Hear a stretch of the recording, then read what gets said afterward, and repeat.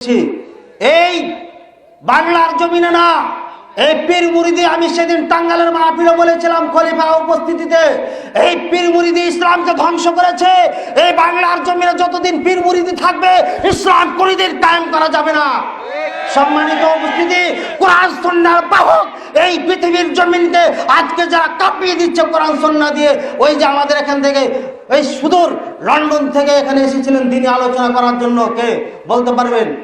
যার দিনের আলোচনা শোনার জন্য 800 টাকা করে টিকিট কেটেছিলেন, তাকে এই জমিনে বক্তব্য দিতে দেওয়া হয় নাই।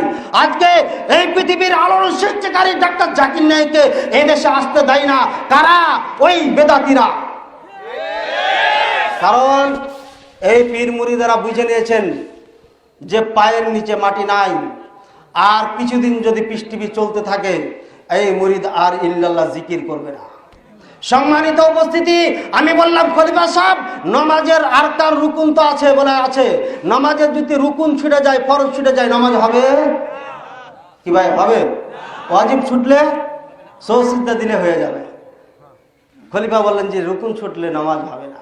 আমি বলছি এবার পেয়েছি, মনে মনে বলছি, খলিফা এবার পেয়েছি। আমি বললাম লা ইলাহা ইল্লাল্লাহ। ওরে খলিফা, ভালো করে শুনে নেন, লা ইলাহা এটা হচ্ছে কালিমার একটি রুকুন, ইল্লাল্লাহ এটা হচ্ছে দ্বিতীয় রুকুন। লা ইলাহা 1 নম্বর, ইল্লাল্লাহ হচ্ছে 2 নম্বর। এই 2 নম্বর রুকুন যদি আপনি পাঠ করেন আর 1 নম্বর রুকুন যদি ছেড়ে দেন, তাহলে কি কালিমা শুদ্ধ হবে না? হবে না?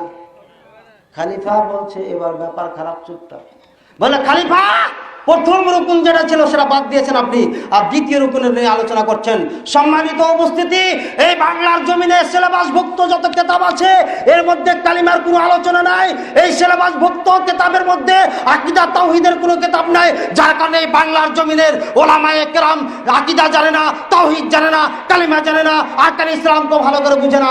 সম্মানিত উপস্থিতি, তাওহীদ যদি না থাকে ইসলাম তার মধ্যে না, তাওহীদ যদি না থাকে ওই বক্তার বক্তব্য চলবে না। আজকে ইল্লাল্লাহ জিকির টানছেন, একটি রুকুন বাদ দিচ্ছেন। পৃথিবীতে যত ওলামায়ে কেরাম রয়েছেন, সৌদি আরব ছাড়া আরব কান্ট্রির সমস্ত ওলামায়ে কেরাম বলছেন কালিমার 2টি রুকুন, একটা হচ্ছে লা ইলাহা আর একটা হচ্ছে ইল্লাল্লাহ। এটাও থাকতে হবে, এটাও থাকতে হবে। জিকিরে যদি একটা ধরেন আর একটা ছেড়ে দেন, তাহলে আপনার জিকির পূরণ হবে না। কথা বুঝছেন? এবার আরেকটা উল্টা খবর শুনে নেন। বিশিষ্ট আলেমের দিন, আমি কোনোদিন নাম ধরে বলি না, তারপরে কিছু গোত্রের নাম বললেন। আসলে আমি আগে বলেছি, আমাদেরকে জর্জরিত করে ফেলেছেন, যার কারণে বলতে এখন বাধ্য হচ্ছি। এখন আবার জিকির এসছে আরেকটা জিকির। কি জিকির জানেন?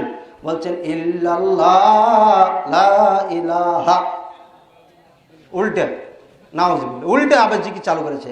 আজকে আমি ফেসবুকে দেখলাম, কেটে দিয়ে ওখানে দিয়েছেন যে উমুক আলেম সাহেব এই জিকির চালু করেছেন, উল্টিয়ে নাউজুবিল্লাহ।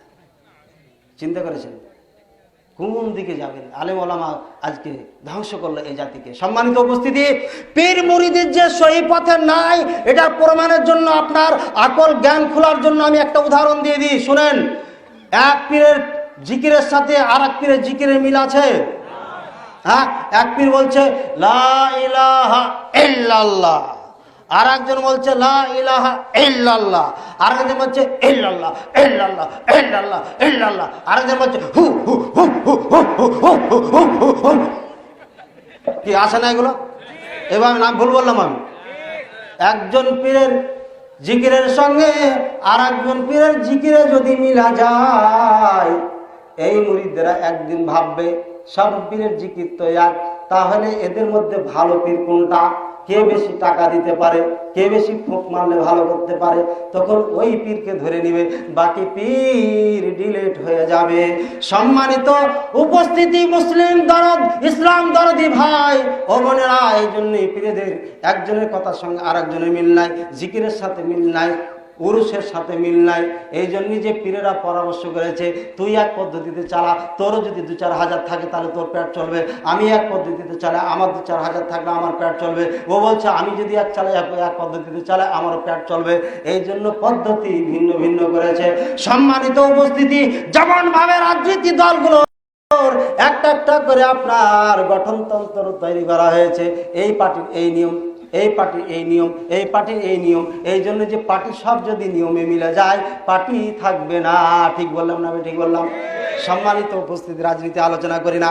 এই দেশে তো সমস্যা হয়ে গেছে অনেক। তানহামা দাগ দাগ শোধ পম্বা কুজা কুজা নেহাম। আমাদের শরীর ক্ষত বিক্ষত হয়ে গেছে। কোন দিকে দাগ লাগাও ভাই? আমি তো ওয়াজের কথা ভুলে গেছি, মূল আলোচনায় যাইতে হবে। 33টি বেদাতের কথা আপনাদের বলেছি। আমার ভাইয়েরা, নবী করিম সাল্লাল্লাহু আলাইহি ওয়াসাল্লাম বলছেন, বেদাত যদি তোমরা করো তাহলে কি ফয়সালা হবে শুনে নাও। মান